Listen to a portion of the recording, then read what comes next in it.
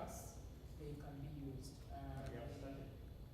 Okay, we've moved away from the classical schools of thought and the contemporary schools of thought. We've understood what they are in terms of ideas of what they put forward. And in instance, we've looked at the ontological, epistemological, and methodological concerns of each of these schools of what? Thought. We've also tried to see how do these schools of thought help a student of public policy. Am I right? Okay.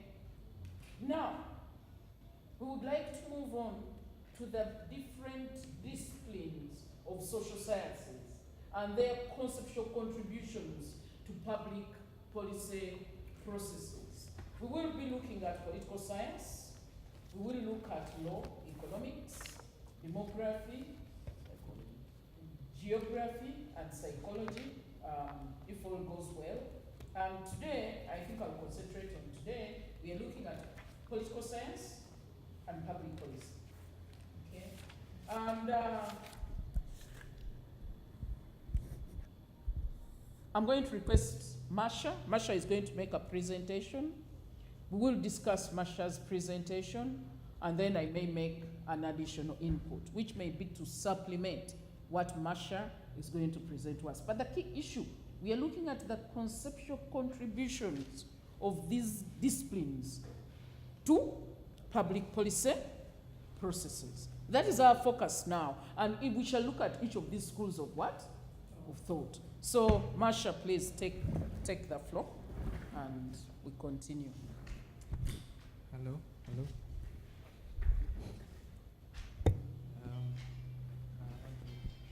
want to thank you members for...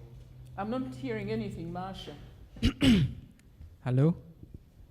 I want to greet you all members. Good evening. How are we? I want to first apologize for not presenting the other time. It was not my intention, but I am really sorry that I didn't show up at that time when I really needed to. This time, I'm going to work on to present on an area of study, and the area is the link between disciplines and public policy, and specifically, I was looking at political science, the link between political science and public policy. How does this link enable these two bodies of knowledge to correlate and deliver the social contract or the services that the people desire? But first and foremost, I intended to first understand what political science is. Considering the many scholars who have worked on political science, who have had interest in studying the subject, they've defined political science differently. Profoundly, before I go here, I'll mention that in 1800, that's when political science gained attention as a body that really needed to be studied as a specific field. Prior to that, the likes of Plato, Socrates had already felt that political science was important in studying. And it's to this notice that one of their contemporaries, Aristotle, went ahead and remarked that political science is indeed a master science. But we want to first see, what do these modern scholars have to say about political science? As per the definition projected here. Please, Masha, can you make your letters bigger? Is it not possible? Probably make it 150.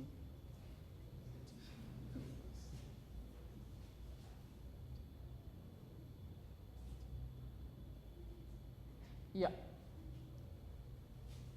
There are so many scholars who have talked about this subject, but for our study, I felt we should concentrate on a few for as long as we understand what the real meaning of political science is. And I used here, I got a source, and one source defined political science as the systematic study of governance by the application of empirical and generally scientific methods of analysis. Political science examines the state and its organs and institutions. Socrates, in his work when he was tutoring one of his students, he focused more on studying the state. Modern scholars have concentrated themselves on studying the structures of governance and administration. And here we are forced to believe that political science really concentrates itself as a body that studies and examines the state and its organs. When we talk of the state and its organs, we mean the executive, we mean the legislature, we mean the judiciary, and then there are those structures in ministries, the bureaucrats, the permanent secretary, those technocrats. So political science does that. The source further adds that although political science borrows heavily from other social sciences, it is distinguished from them by its focus on power, defined as the ability of one political actor to get another actor to do what it wants at the international level, national and local levels. So what is projected here further tells us that political science is generally used in the singular, but in French and Spanish, the plural, sciences politiques and ciencias politiques, respectively, is used, perhaps a reflection of the discipline's electric nature. And interesting is that in France, there is a school that is just specifically dedicated to studying political science. It's called, in French, it's called École d'études politiques, meaning the school for the study of politics.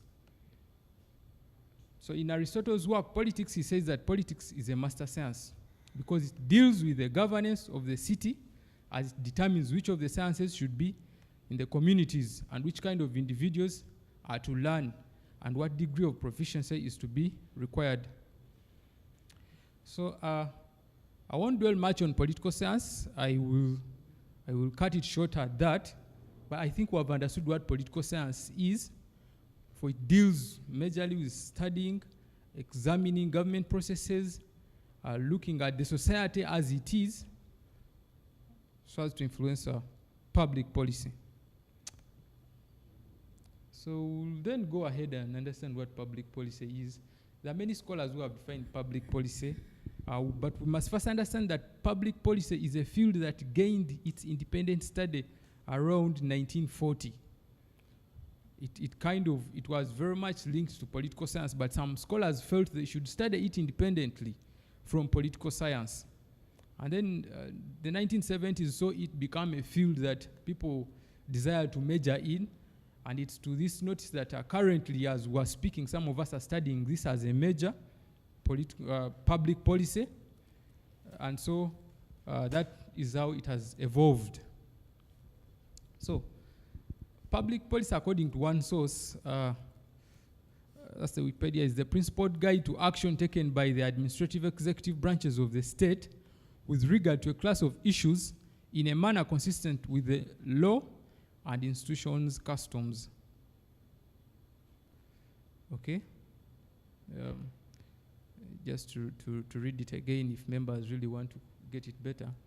That public policy, according to the Wikipedia, is the principled guide to action taken by the administrative executive branches of the state with regard to a class of issues in a manner consistent with the law and institutions' customs.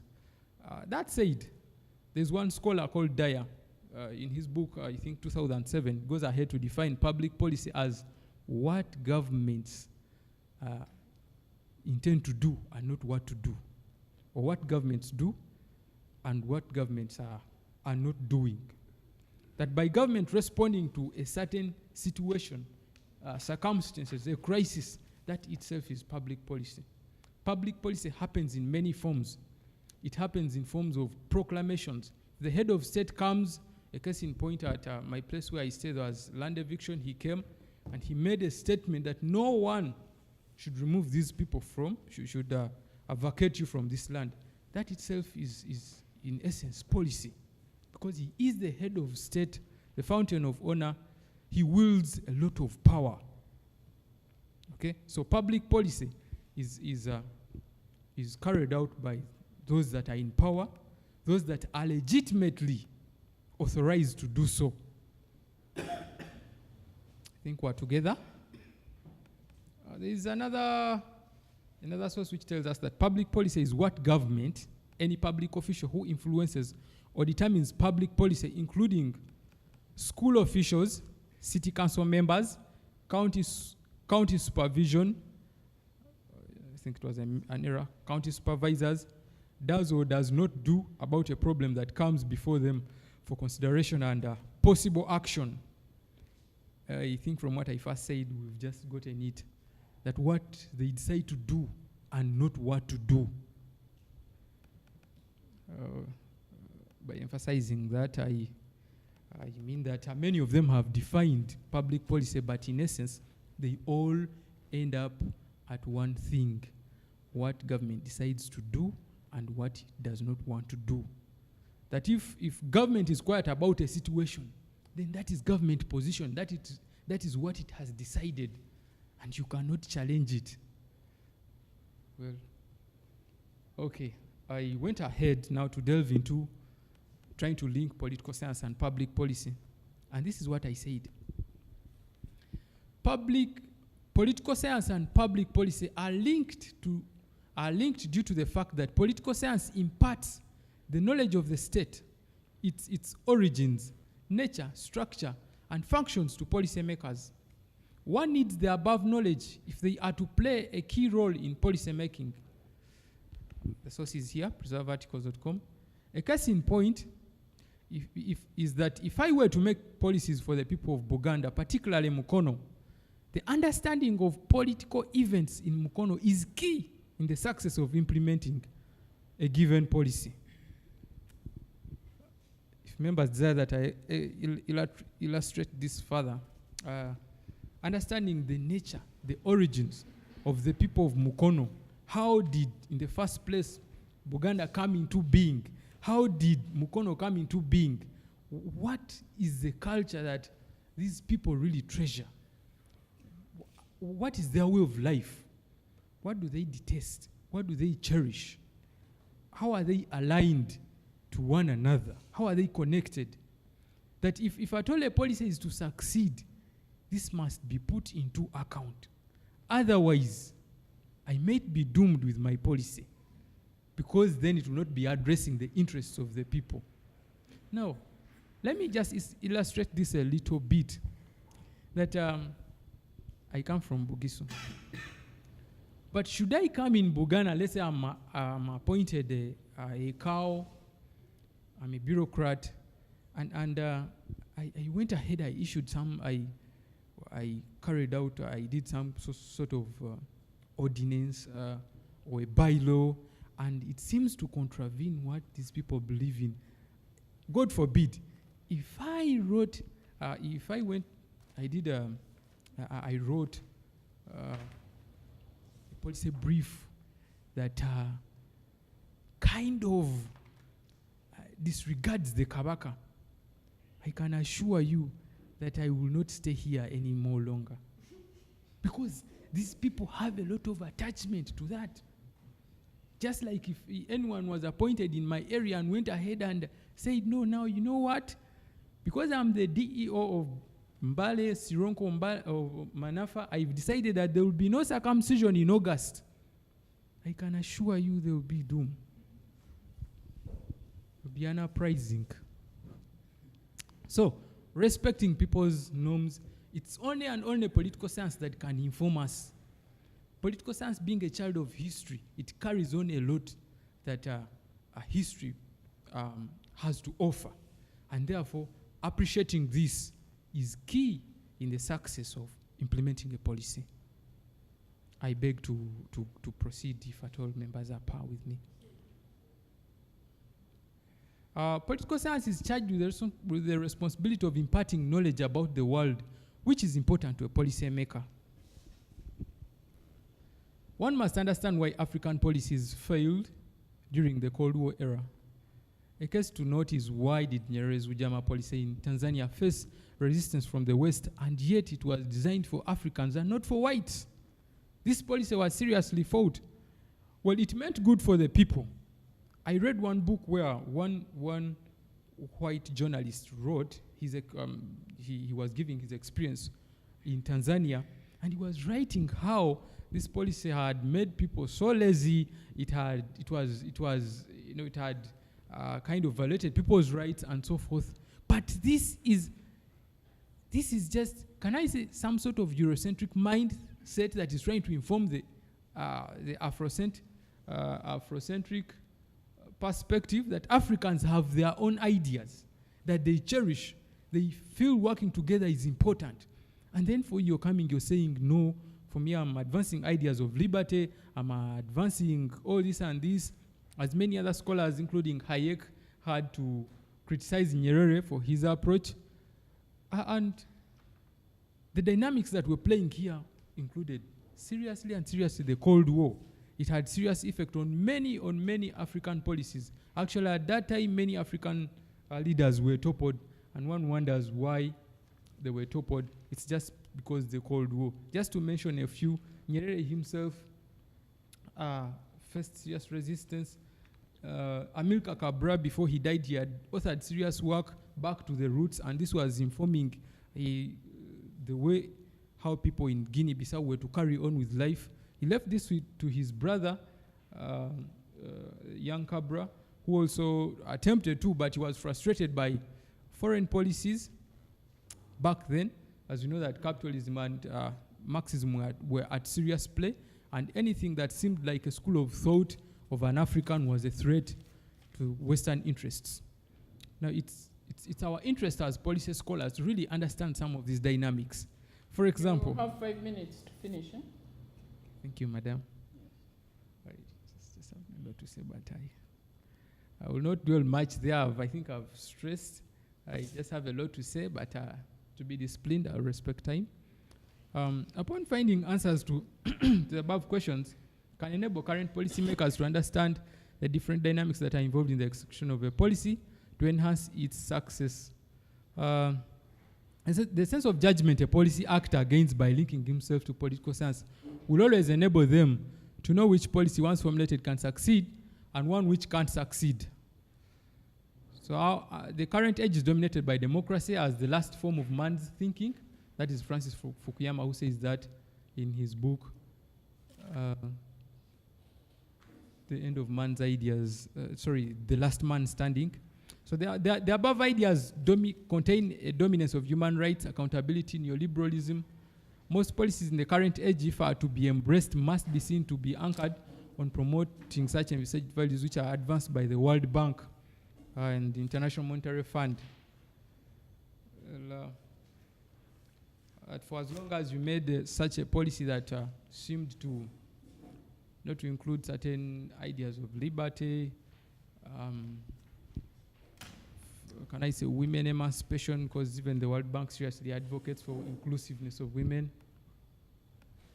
Okay, that you're likely either not to be funded or you're likely to be frustrated, you remain with your policy as you.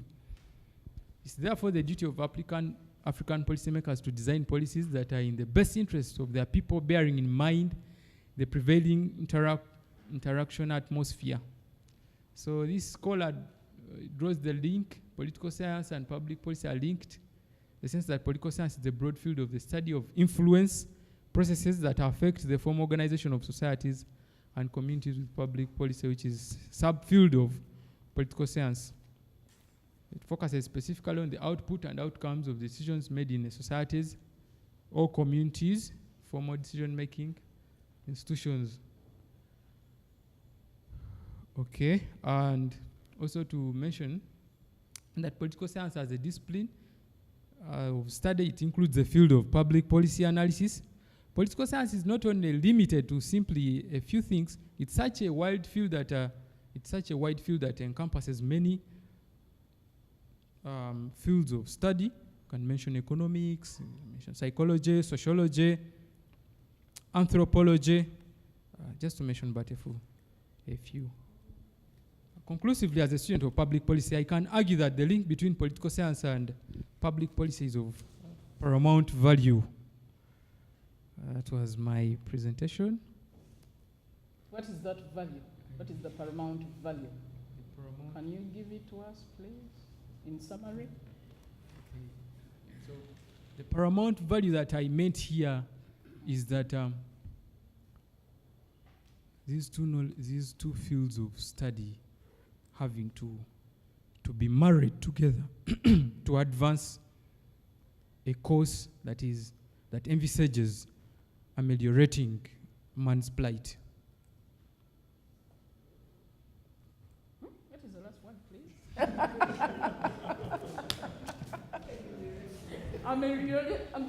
Ameliorating means to improve. Can we clap for him, please? We are looking here at was looking at the links between political science and public policy. What have you picked from his lecture? Have you picked anything?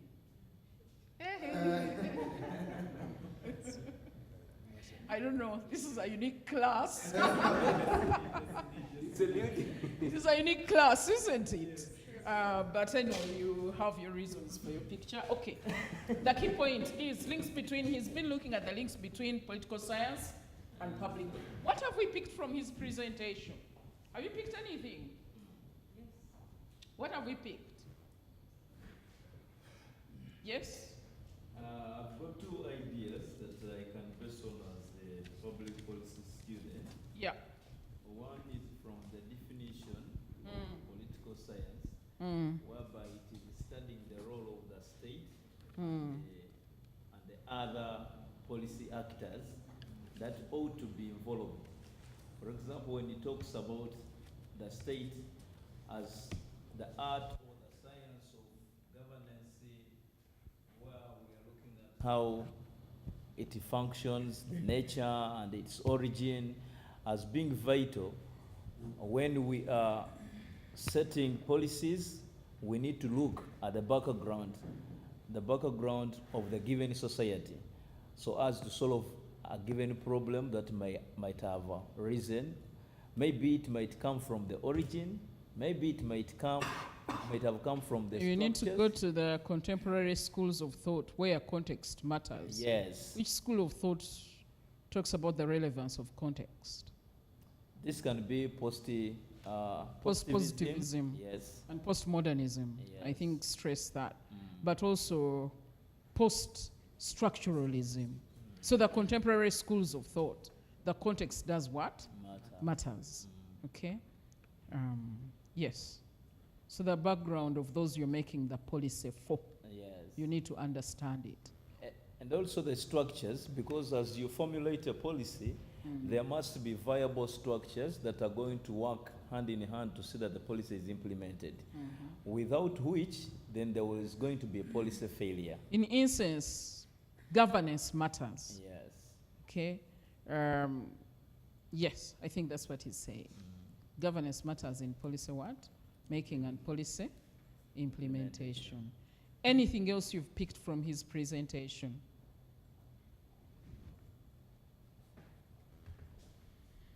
Hello, hello. Yes.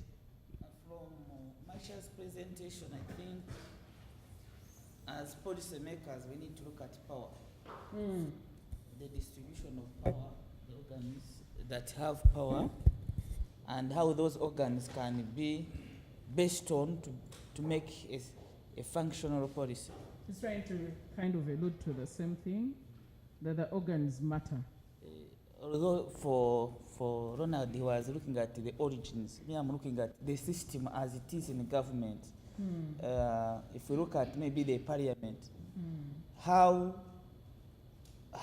ready or how do you formulate your policy so that as you utilize the unit of government, the unit of government of the parliament, they are able to move with you depending on the school you have tried to present your policy through. Okay. So you need to check, are you checking their school or whether they will accept your school? You check yourself and the power they have in relation to the school you want to use for the success of your policy. I think you need to think through the political acceptableness of Yeah. your policy. Yeah, As I said, a policy may be economically okay. acceptable, but it doesn't mean it will be politically acceptable. I hope you understand what I'm saying. Yes. Economic acceptability does not equal to political acceptability. Actually, it doesn't equal. It may, but how do you bring it to equal? Okay. Anything else?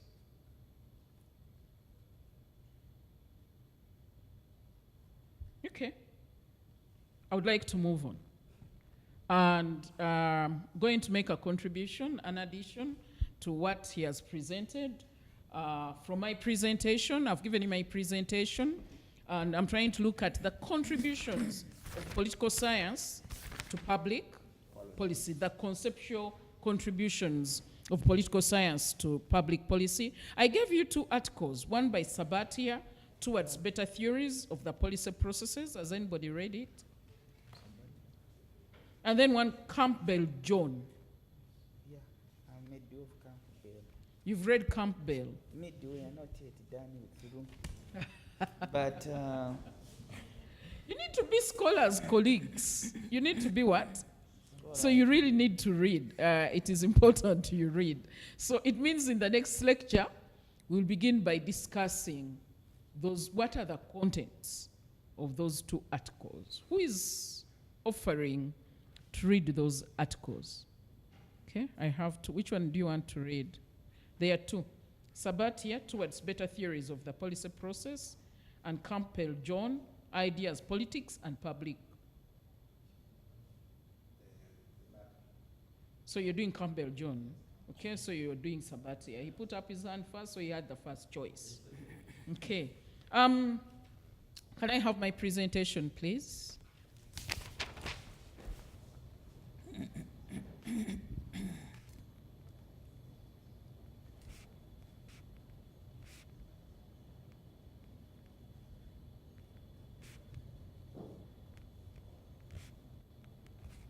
So we're looking at the unique conceptual contributions that political science makes to public policy. And I'm making a few arguments. One of the key things that probably has already said is that the study of public policy has the potential to improve policy and teach us more about government itself. How do I do this?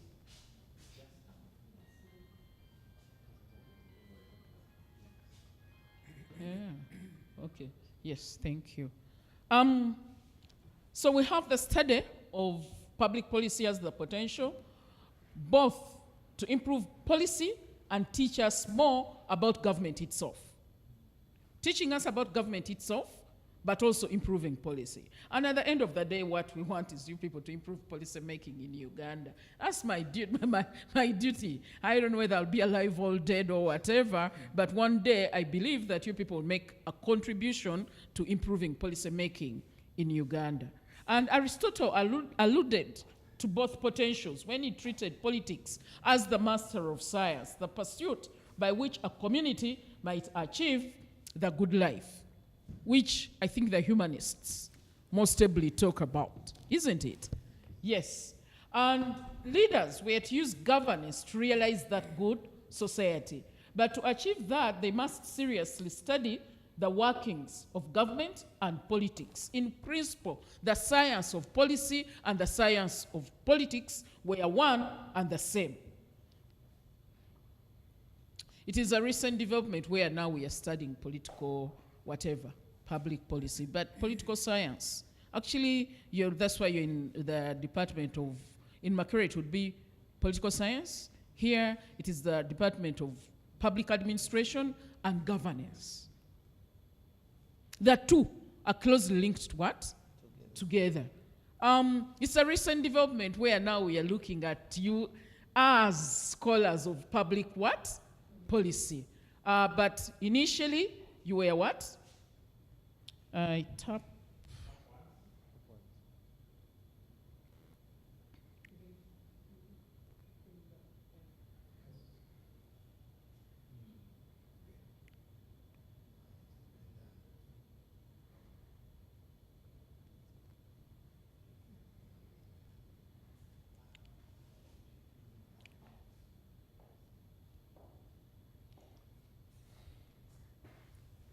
So the disciplines have been separated at this material time. And policy and politics are in constant tension. And I think we can see that with our parliamentarians. They are the policy makers. So whichever example I'll give, I may focus at that level, and probably when we go to the districts, the local councils are the ones that make these policies. Policy analysis, or the study of what government should do about public problems, is done and taught mostly by economists. The subjects here include microeconomics and statistics. And sooner than later, when you look at the contributions of economics to public policy, you'll be able to figure out why. Actually, Makerere has this, what is it, the Economic Public Policy and Research Center, APRC.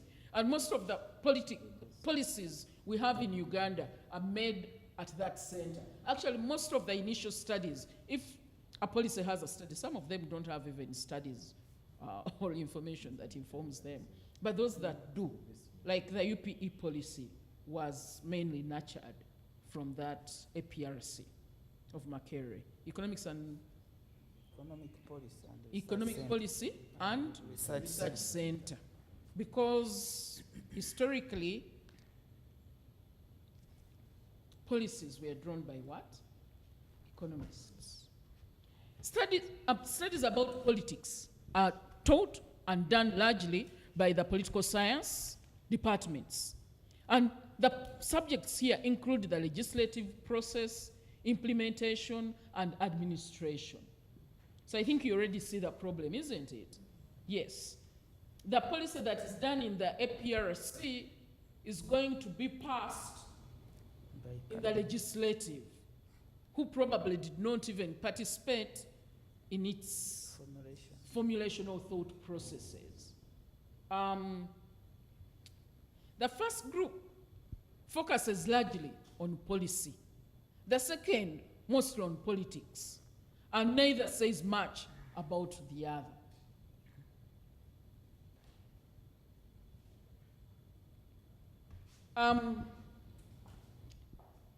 I think I like my computer, so that is being a little bit backward, isn't it?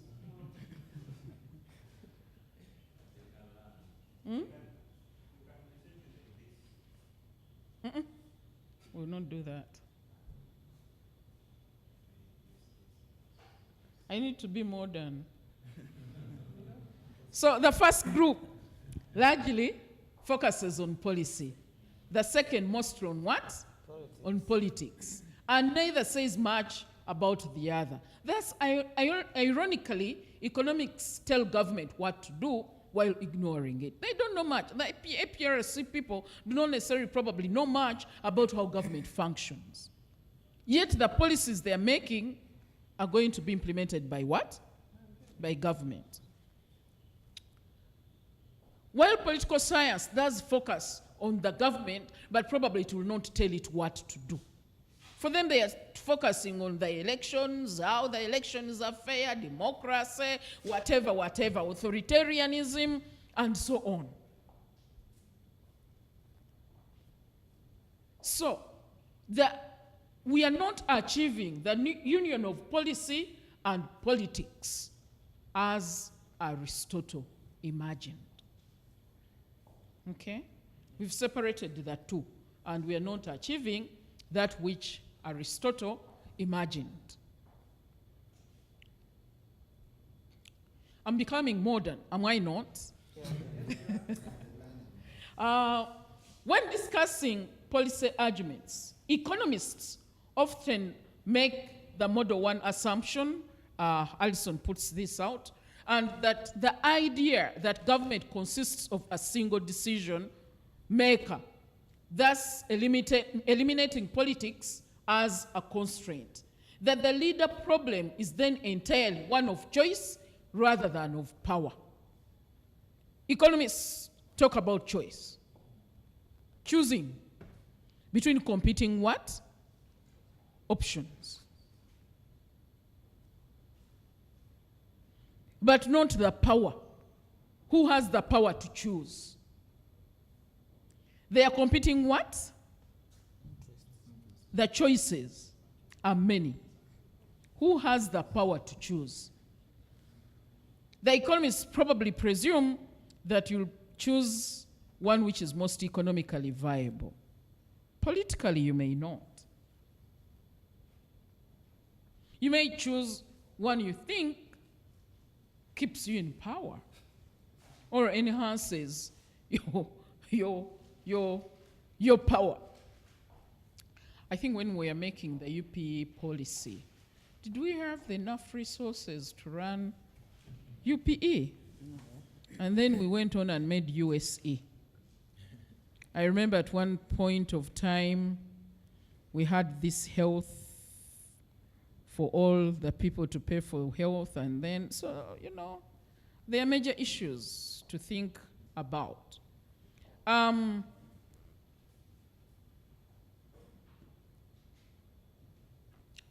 The political scientists. Political scientists, for their part, usually disclaim any authority to say what policy should be. To do what would be to second guess the democratic political process, which they refuse.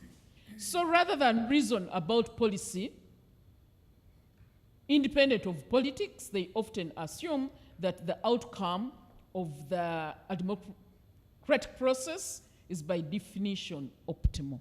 Their choice is different from that of the economists. For them, we all put up our hands, isn't it? And we choose. Whatever we choose. Whether it has the best economic outcomes is another issue. What we are thinking about is what are the majority supporting. I hope you're seeing the two differences. One is economic, probably you can call it economic viability, but I would move it from economic viability. Yes, economic viability, yes, but one where you'll have the optimal benefits. For the politicians is what has been democratically selected by everyone. People choose. You remember the referendum, the Basan, what was it, the Basan?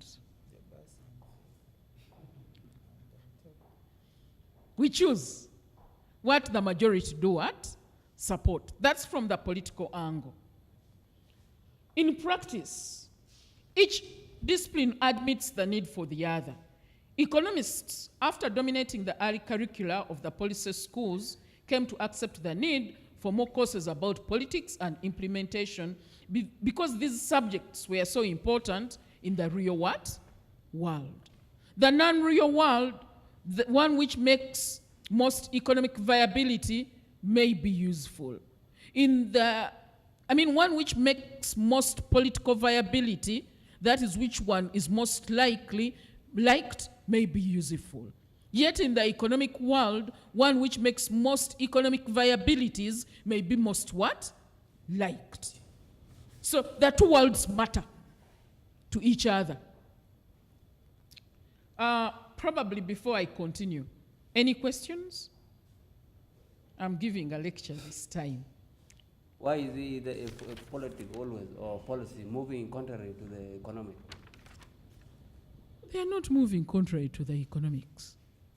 It is because democracy does as demands. The majority takes it all. For them, what matters is what the majority support, but if it is authoritarian, that will also be another issue. It is what will the authority want, what keeps it in power. It doesn't mean what keeps something in power is economically viable, does it? Sometimes it may not. If you are not careful with economic, you can even leave power, because economic seems to be the engine of whatever you are doing. Mugabe kept in power for how many years? With non-economically viable policies. But Did he not? The inflation has affected Zimbabwe now. They are recovering from inflation now. Yeah, but it went on for a very long time. Very long. It's because he is an African. Is it? Yes, please. I would like to think Mm. to politicians, power is more important than the resource distribution. For them, so long as the distribution of the resources is to keep them in power, no matter what the mass will be going through, as long as they have my power, that's all what I look at. And this is what this presentation is trying to argue. That what may be I think the key point I'm making here, what may be politically viable may not necessarily be economically viable. What may be economically viable may not necessarily be politically viable in the real world. That's the key point here. So we are looking at the contribution of each to the policy-making what? Process. And the key things they are telling us that what is economically viable may not be politically viable. What may be politically viable may not be economically viable in the real what? World. So, in analyzing policy, one makes an argument for a preferred course of action, initially on the merits, without attention to politics. But having done that, one should go on to consider whether the political system can approve and implement such a policy. So, this is now what political science is bringing in to the economists. That yes, you've given us all the economics of that policy, its viabilities, but in the real world, we know policies that I think the United States demonstrates it more, policies that sometimes are made by Democrats are not at all liked by Republicans. We know, for example, abortion. Or I think it is the Marie Stopes and so on. Suddenly, they are not funded. Because the government does not believe in their what? In their programs. I'm not saying that's what they are about.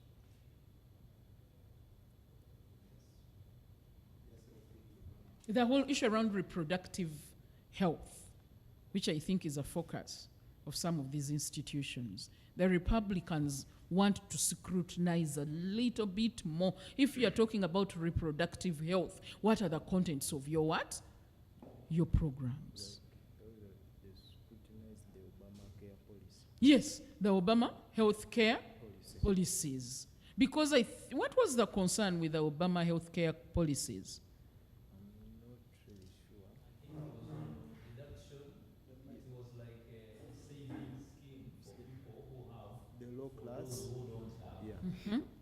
So, those factors begin as elements of policy analytic arguments for or against various options, but they also generate a different perspective. If government cannot do the right thing, as is often the case, that might suggest that the political process be changed so that outcomes improve. But there is also a sensitivity, as somebody has said. If government opts for a non-economically viable option, it may be costly. You understand what? It may be popular in the short term, but very dangerous in the what? In the long term. So it becomes a very complex thing to balance the two. Equally, political analysis can provide perspective on policy. Goals that are sufficiently difficult to achieve politically may finally call policy argument into question. If there is no way to do what we want, then we must choose something.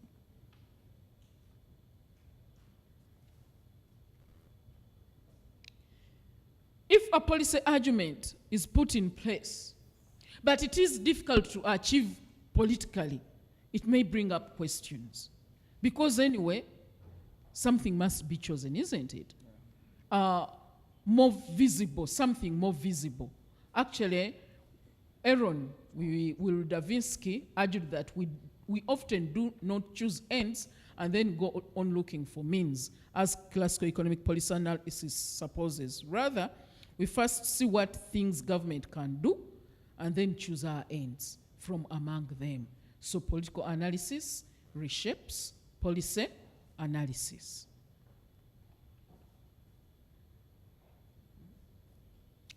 In instance,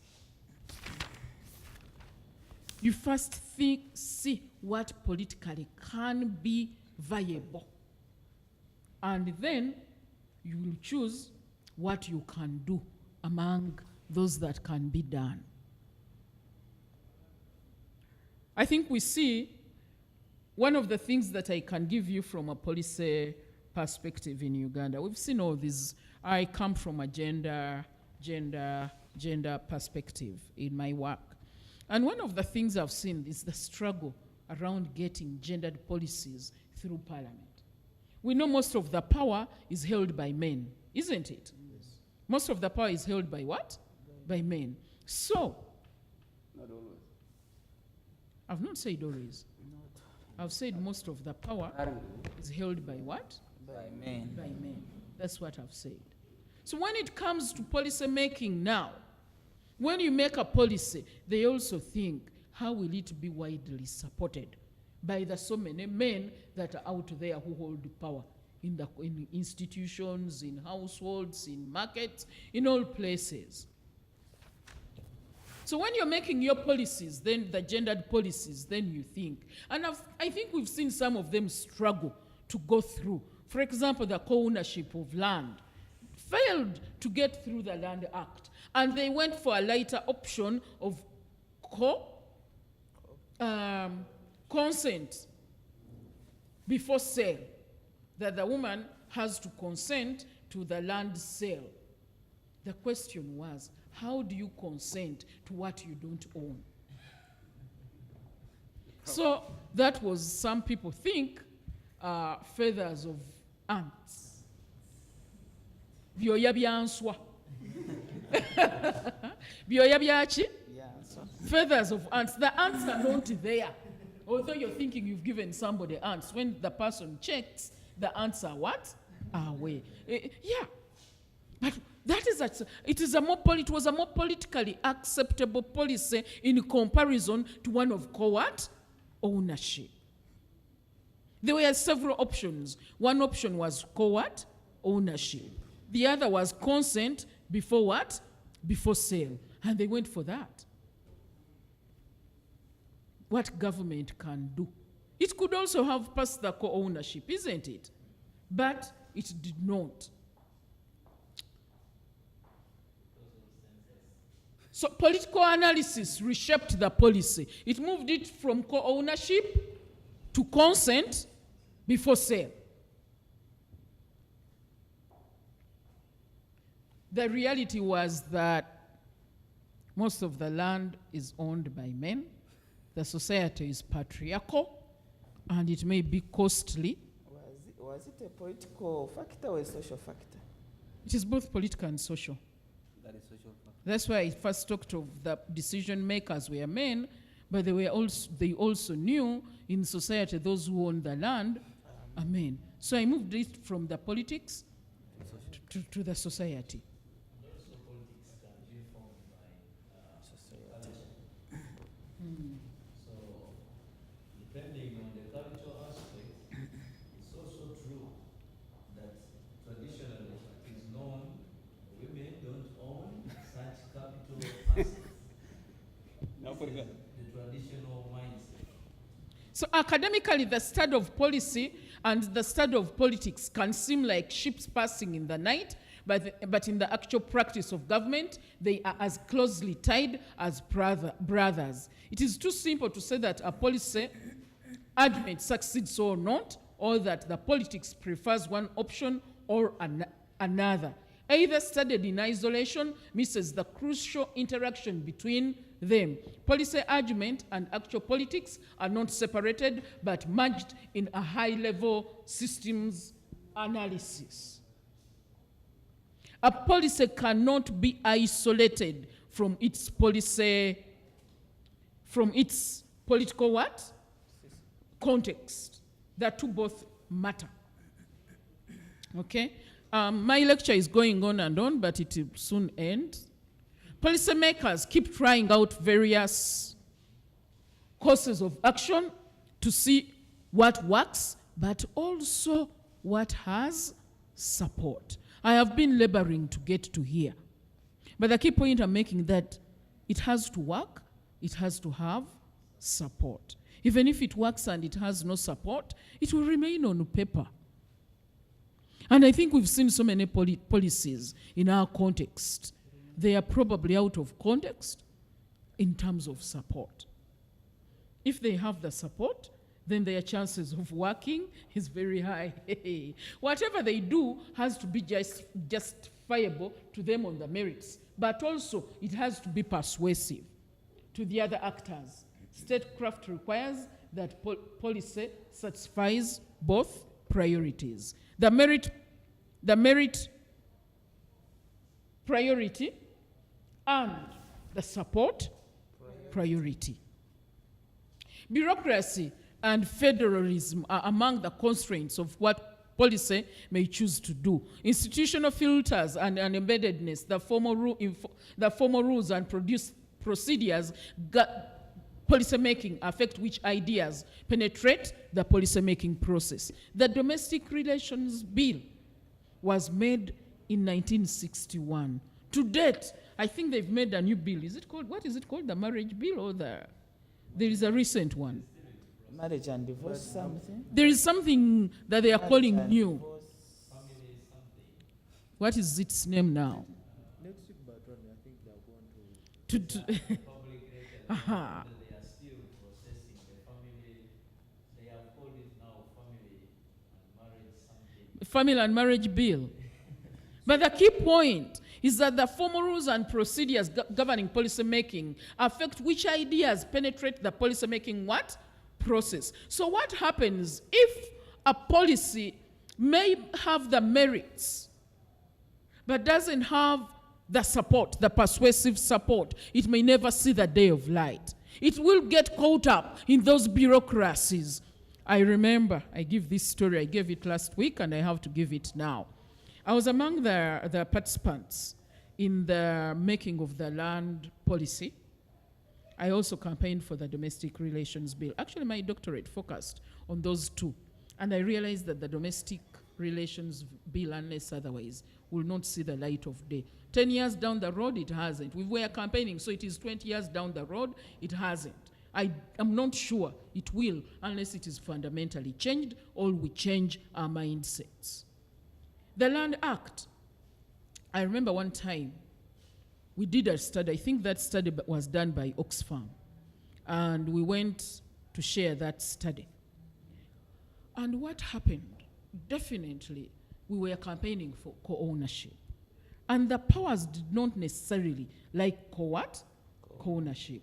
So the bureaucracy said, I think first they asked us whether we've consulted. We said we've consulted. The Domestic Relations Bill has been caught up by saying, how much have you consulted? So these people have been consulting for the last so many years. And for the Land Act, the methodology that had done our study was rendered wrong. Was rendered what?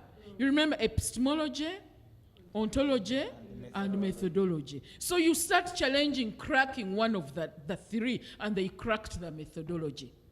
Now, whether it was wrong, it was another issue. But they can keep you with what in policymaking that can be called, actually my doctorate focused on those two. I was trying to understand the gender agenda of the non-government organizations and the relations between the other actors. And I was a scholar of power, actually. I'm a scholar of power, kind of.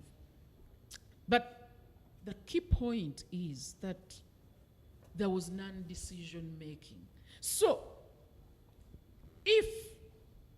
the key point I'm trying to make is that if a policy is not persuasive, there might be non-decision making around that policy. And non-decision making is that you keep it out of the decision making process. In instance, it does not necessarily see the day of light It is kept in the mill. So what is done is like you may keep the non-governmental actors who usually come and campaign around these policies, you keep them busy for 5 years by telling them to go and research, to create awareness. They are busy for 5 years, so the donors will give them money for 5 years. And for you, politically, you don't pass it. You know, government takes 5 years, isn't it? If you do a comprehensive study that is viable can take nearly 3 years. Then you'll come to disseminate the study for probably 1 year. And by the time you're finishing, that government is gone. Everybody is busy, but no decision is made in relation to that particular policy. You will not say that the government is not democratic. Will you say it is not democratic? No. Eh? Will you say it is not democratic? No. It has told you to go and research. You'll bring the research findings, and based on the facts you'll give us. In instance, if you want to change the programmatic ideas of the government, then produce the causes and the effects, the evidence, which is the merit side of things, isn't it? Yeah. So as you're working on that, because creating a paradigm shift is not necessarily as easy. It is not easy to change paradigms, isn't it? And that's one of the challenges. And politics is more of a paradigm, is it not? Yeah. But in the context of the gender stuff I've been talking about, these are normative ideas. These are values, identities, collectively shared expectations of communities. Like we are talking about the Nuer, the Dinka, and the Deng? Zande. And Zande. They are deep, isn't it? And they affect decision making.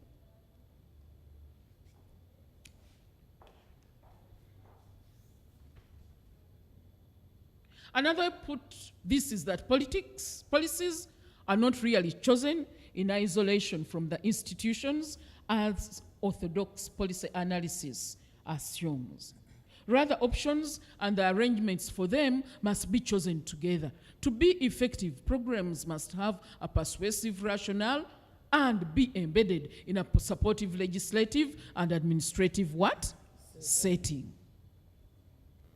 So the persuasion is as important as the economics of things. Most often we focus on the economic viabilities and we forget the political what?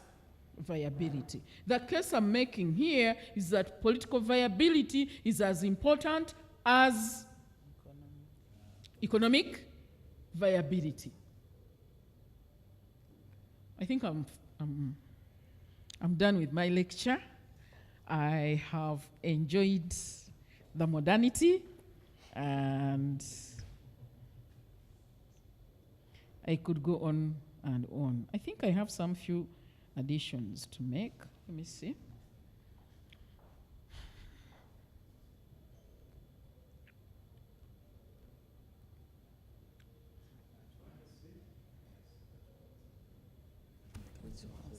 Okay. So, the deepest difference between the two is that economics conceives of action in terms of individuals who optimize. You remember what I was talking about, the maximization of what? Of benefits. While political science is on collective action and social good. That difference has endured even as economic or rational choice models of behavior have become prominent in political science as in other social sciences. So while yes, we are getting this thing of rational choice, but sometimes the whole issue of social good is very important. In instance, the whole issue of majority, the whole issue of acceptability.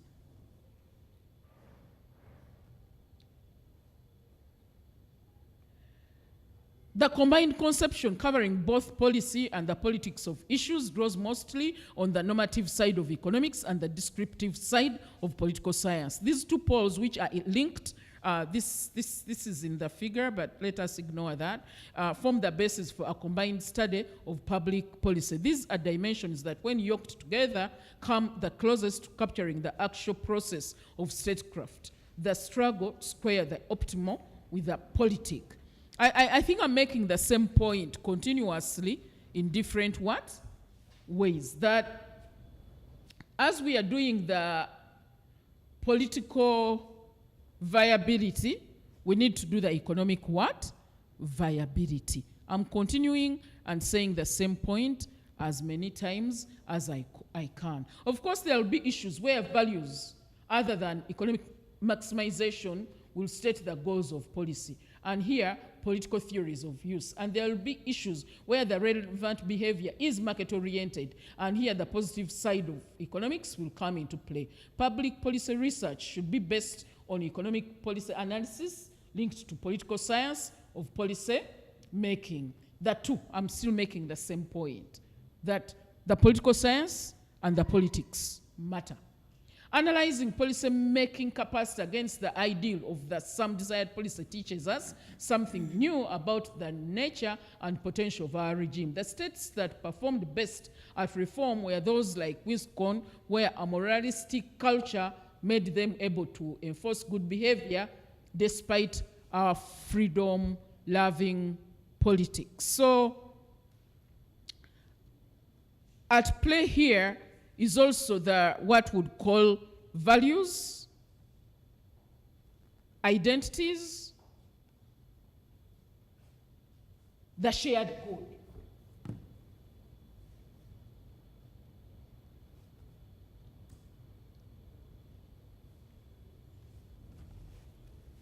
The shared what? Good. The values. What is socially acceptable?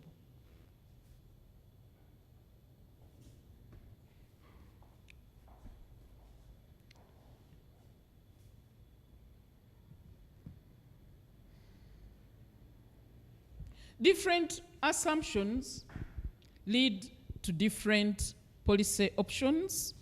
To assume that officials calculate what they do as individuals, individual optimizers, leads to quite different expectations about policy making, that if we thought of to follow bureaucratic routines or engage in internal power struggles. In instance, individual optimizers may lead to different results, again, when we think about it from the point of view of political struggles.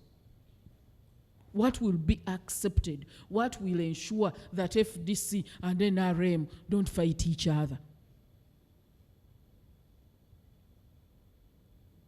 It may be different there where you come to a policy compromise just to ensure peace. The policy compromise does not necessarily mean that you've gotten what is economically most optimal. What delivers the most economic what? Benefits. Sometimes policies are pended because it does not necessarily mean that that's what will happen.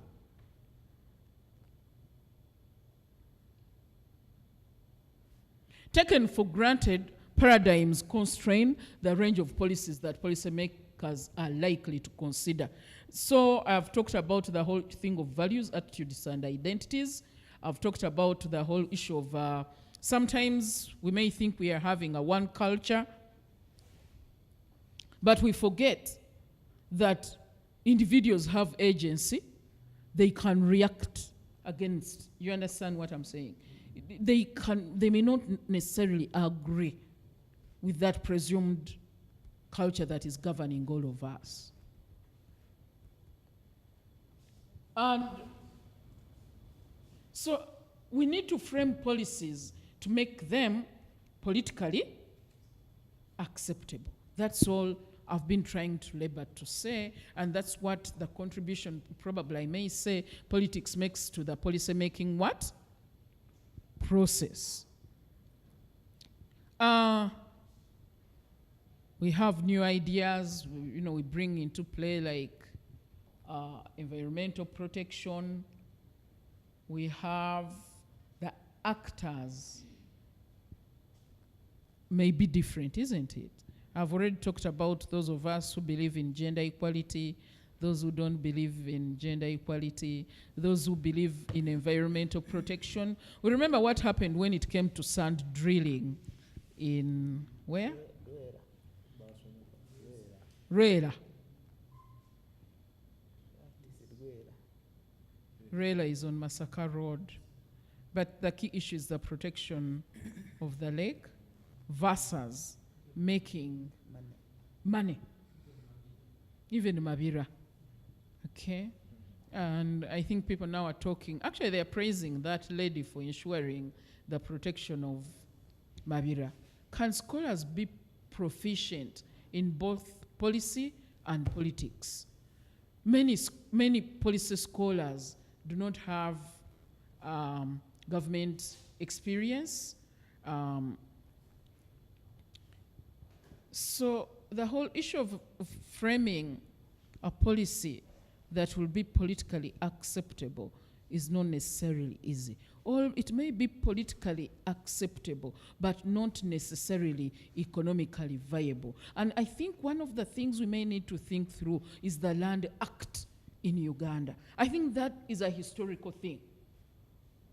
It was made with the influence of the World Bank. It was to commercialize land, make land a marketable commodity. But we've seen the social expenses and the political costs. And I think what is playing out in reality now is it the Bamgemerire Commission? I think it is in trouble as I speak. Already I think it is cash scrapped. And number two, the judges are saying you cannot overturn what we've made. Why? The judges are following the Land Act. When the Land Act was being passed, the politics of that Land Act may not have been thought through, and the price has been real. We've seen people die. We've seen people homeless. What haven't we seen in relation to this Land Act? Politics and economic viability. The overriding factor around that Land Act with making land a marketable commodity.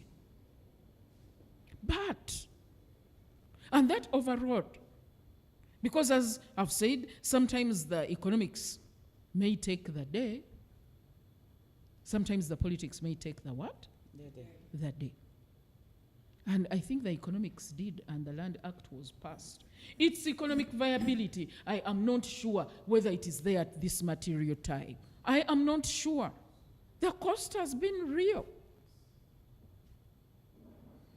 These things that people now are doing to even to investors, causing them to probably abandon their factories.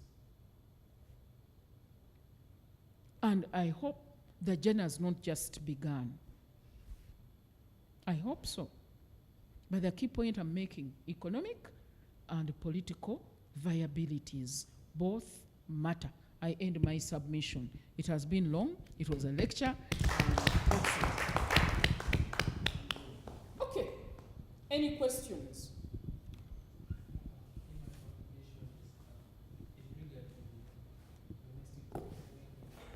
In regard to?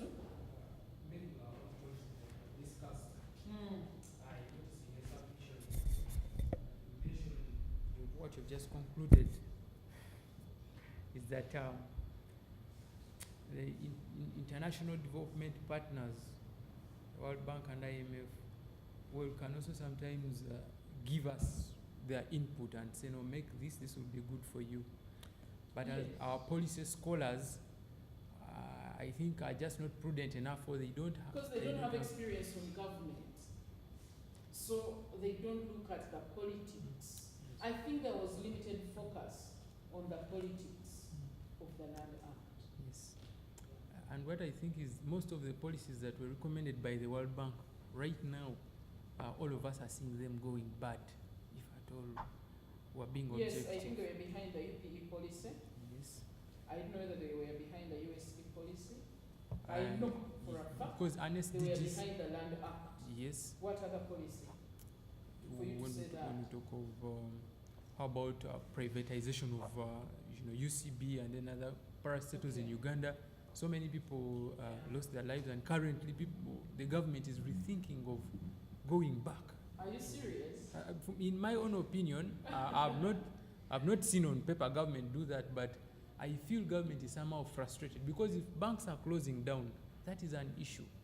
Only one bank has closed. Others likely to close. Even Bank of If Uganda we is start about to counting close. them, DFCB, Chigezi, and Yes, you need to be very specific in making these submissions. That's all I'm asking There for. is a war now. Oh yeah, I've seen that. Those are May I say something? Please. I'm interested in this point that you made, that there is need for policy compromise. And this is also informed by a certain school of thought, because if it is under secularism, there will be compromise. But is there the will from the political wing to say there are some things we can do and there are some things we cannot do? Maybe for the things we cannot do, can we allow other people who can do it to do it? That kind, I don't think we can reach that level. I think at this material time I would be careful to blame the politicians as the lack of institutional capacities Yes. in Africa. Mhm. You people are the first, you're the second or third cohort of public policy scholars. People who have been doing these courses have been going to Europe. Is it? Very few.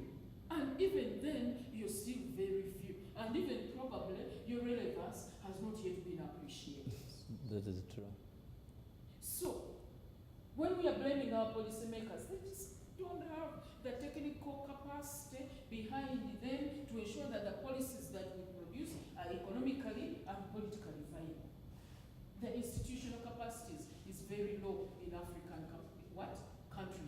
And actually that was the driving force behind the creation of this course that you people are doing, which is in 12 universities now.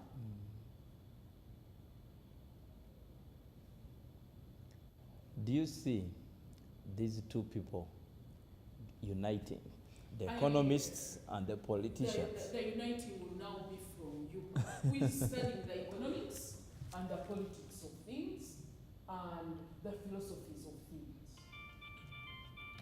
When they accept the relevancy. Your relevance, yes, in the Yes. short term, it may not be possible, but I think in the long term. Yes.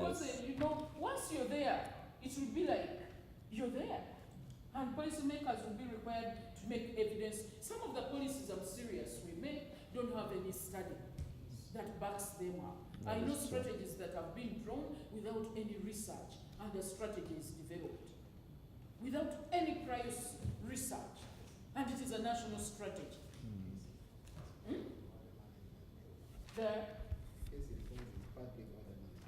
public order management bill. It has no evidence. No.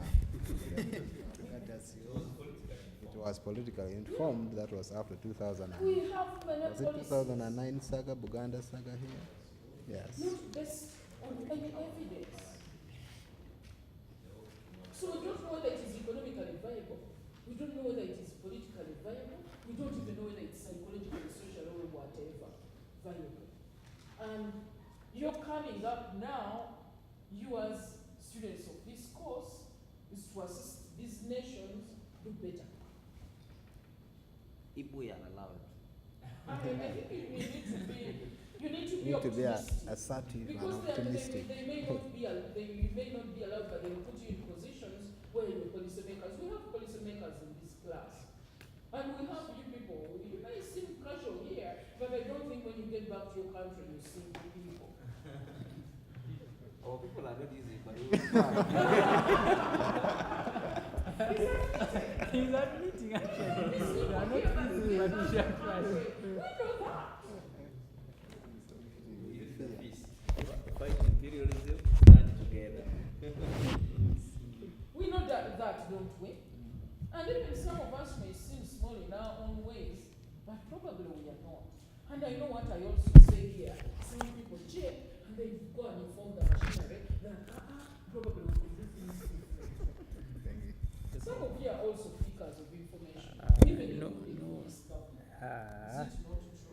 Yeah, I don't think we have any. One time I had 6 students in my class, and then they started putting me on branch. Can you tell us, what does development mean to you, Nabachwa?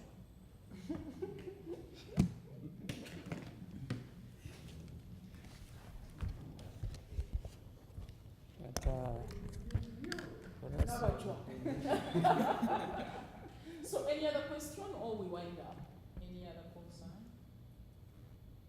Is it in order, okay, when we're giving presentations and then you stretch out the point giving your own perception and say, when you say according to me, Yes, I've been given my perceptions giving your and perception. my examples. No, for you maybe you can say I'm a teacher.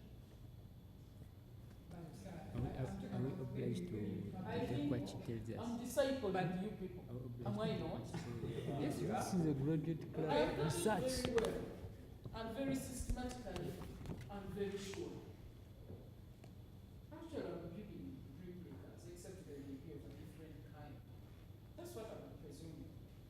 That's why you present, I add to your presentation, you see my additions, my subtractions, and then you people do better than me. Yes, yes, Because definitely you're supposed to do better than me. true, If then you don't, then there is a problem.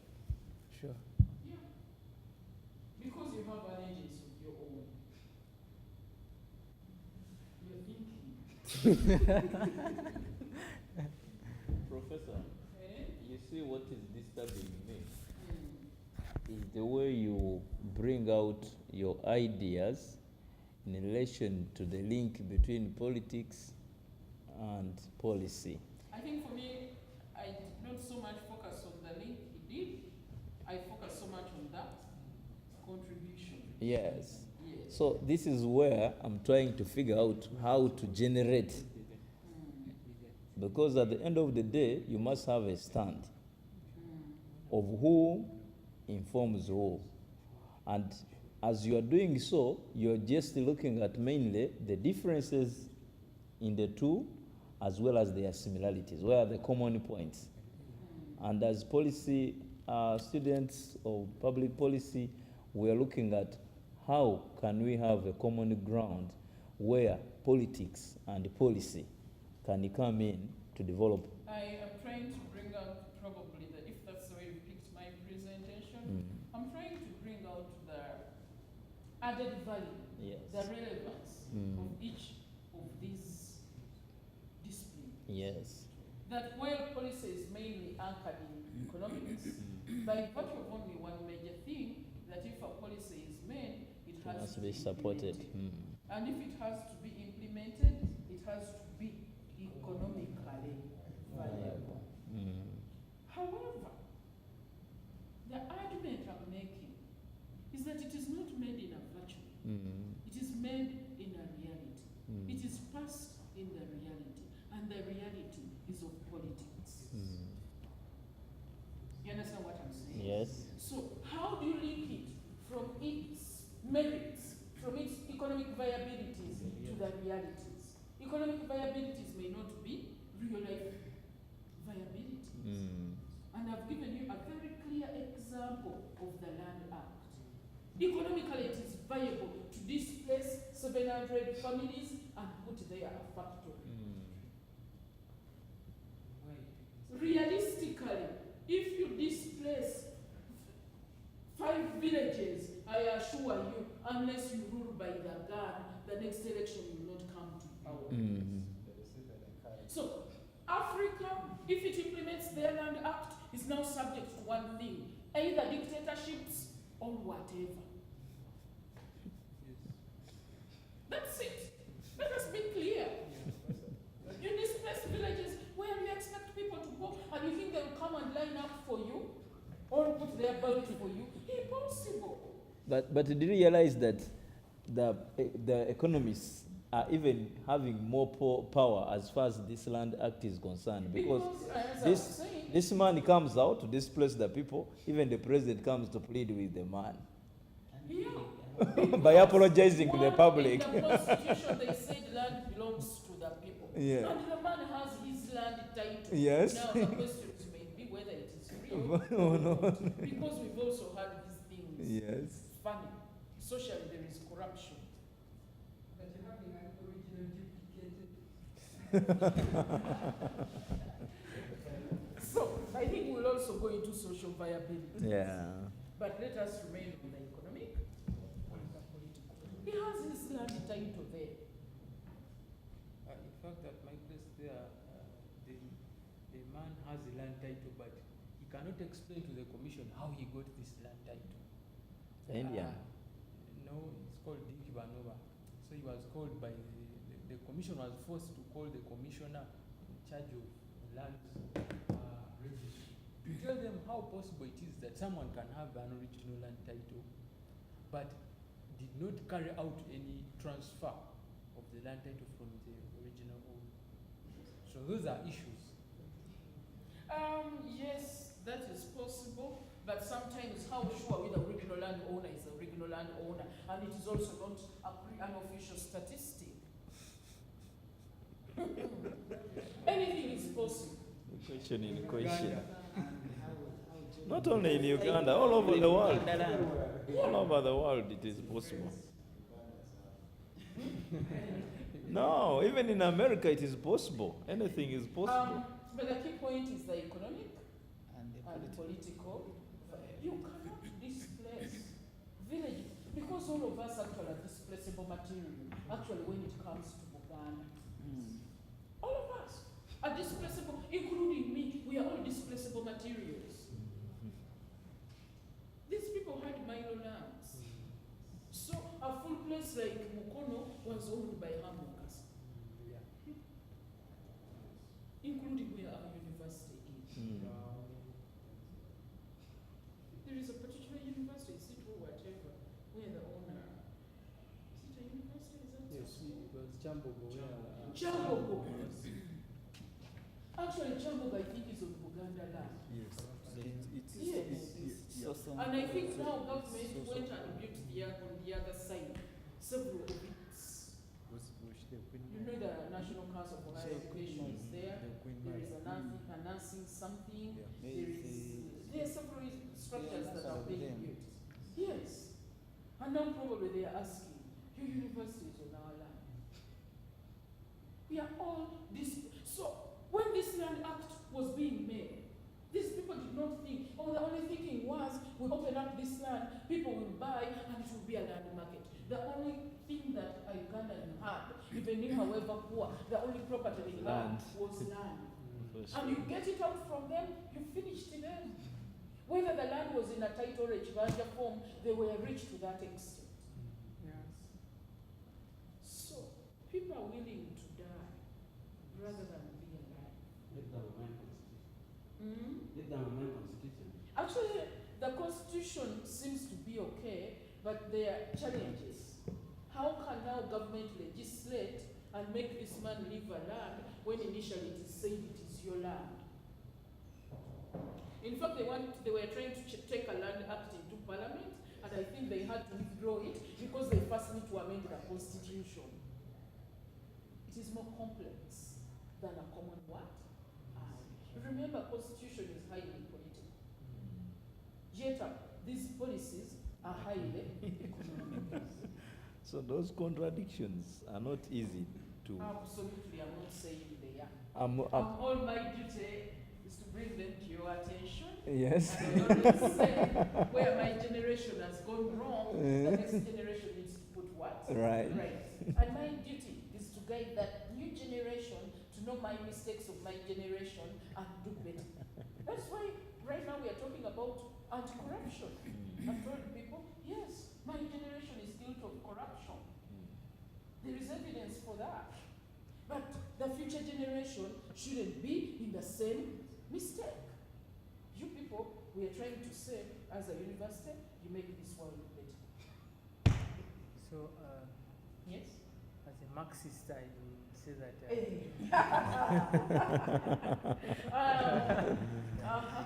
As a Marxist. Yes, as a Marxist, I will submit and say that land being a source of livelihood, we should look at it critically and possibly draw a situation, a roadmap that can enable us to really change the lives of the people. Who should own the land as a Marxist? Who should own the land? The people should own the land. I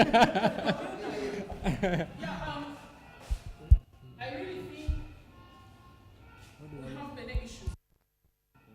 But I think what is creating these issues, we need to think through the links between the different disciplines and public what? Policy. The contributions. And I think we are making these things in isolation. We are thinking through these things in what? In isolation. And I know we've been independent for 50 years, but I think our journey is probably just begun, unfortunately. You people have to make it better.